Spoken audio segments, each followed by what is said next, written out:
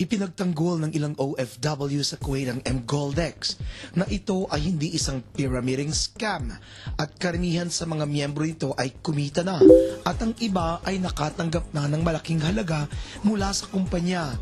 Ang iba naman ay ginto na naipadala na sa kanila by mail carrier. Ayon kay Faiza, isang Kuwaiti Pinay, nakita niya ang kaibigan kung paano ito kumita mula sa mGoldex, pati na ang malalaking halagang natatanggap ng mga ito sa maigsing panahon. Ito ang nag-ugyok sa kanya upang sumali dito. Sinabi din ni Faiza na kung mayroon ngang naging biktima nito ay dapat lumabas sa publiko at patunayan upang magsilbing tulong na rin na impormasyon para sa mga nais sumali at kung hindi man ay sumubok. Nagudyok sa akin kasi karamihan sa kasama ko sa trabaho at kaibigan ay nakakuha na at napatunayan ko na sila ay nakakuha na sa mGoldex. Doon sa mga nagkakalat ng mGoldex sa isang scam ay wag naman po.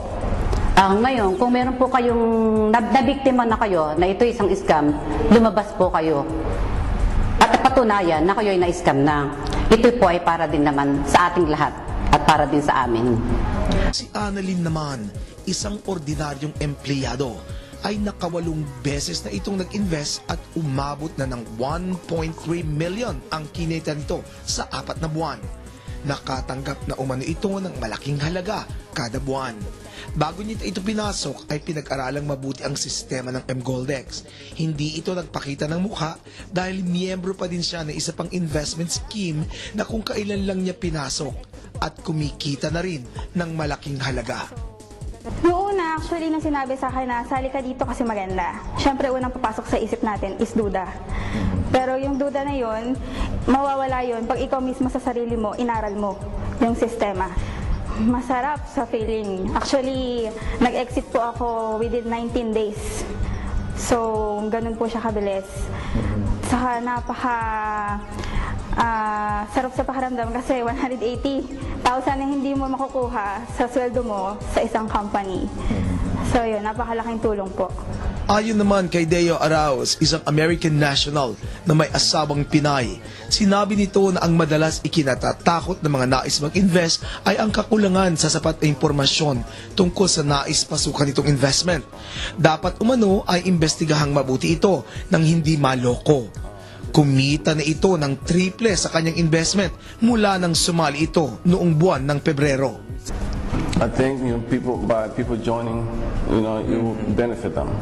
So I know they're scared, they're skeptical of what mGoldex is. But if they do their research, I think they can benefit from it. Dalawa pang Pinays na OFWs na si Dina at Sarah ang nagbigay ng kanilang saloobin ukol sa mGoldex. Ayon dito, kung dumating man ang panahon na ang sistema ng mGoldex ay mag-collapse, ay tatanggapin nila ito ng maluwag sa loob. Alam nila na ito ay isang risk at handa nilang tanggapin ang bunga ng kanilang pinasok. At kung sakali man na kumita sila ng milyon, ay magiging inspirasyon umano ito sa kanila upang sumubok pa ng iba. Well, I think for me, if that happens, I will just accept it because the fact that I joined, so I take the risk. So kung mag-collapse man siya, I will just let it go and then move on. I mean, gamble yan eh, it's like a business. So you invest, you gain, you win. You lose, then try another one. When I joined mGoldex, I've accepted the consequences, whether it's good or bad. So I'm okay with it. Well, as what she had said, life goes on.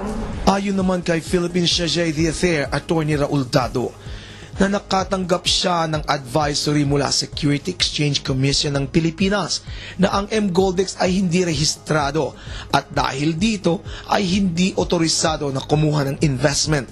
Ayon din dito, ang ganitong klase ng sistema ay matagal nang nangyayari sa iba't ibang parte ng mundo na kapag naubos na umano ang nare-recruit ay bumabagsak ito o nagko-collapse. At kung yung mga hindi makakakuha ng recruits ay siyang nagiging biktima. Sinabi din dito na ang kanyang inilathala sa social media ay isang babala lamang na mag-iingat ang mga OFW sa kanilang pinaghirapang kita. Inamin din ito na wala pa umanong nagrereklamo at dapat ay dumaan sa tamang legal na proseso kung sa pagdating ng araw ay may magreklamo na. po yung gist ng advisory ng Securities and Exchange Commission, which was sent to us through our Department of Foreign Affairs in Manila. And ito po yung ginamit namin to warn our kababayans here in Kuwait to be careful with their money, not to name people or not accuse people of wrongdoing at the moment because wala pang complainants. To protect our nationals, because we're not mentioning the company right now, no? Because in fairness naman to them, to everyone, no? It's due process, no? As long as there's no complaint in a legal procedure. But once any pyramid or any operation like this, any Ponzi operation or pyramid operation collapses, meaning wala ng investors, meaning wala ng perang pumapasok, meaning yung mga last batches of people who put their money there into this operation, which can be by the millions, itong last batches of people wala na makakuha, and these are the losers. Marahil dala na rin ng maliliit na sahod at hirap na katawan sa trabaho ang nag-udyok sa ibang OFWs na sumubok sa ganitong uri ng investment. Sa di nga namang kalakihang kapital at masigasig na paghahanap ng recruits ay magbubunga ng mabilis na balik ang pera at malaking tubo mula sa kanilang investment. Scam o hindi scam, mahihirapang kumbisihin ng gobyerno, ng otoridad at ng embahada ang mga kasapi nito, lalo na at natatanggap naman ng mga ito ang pangako ng MGoldex.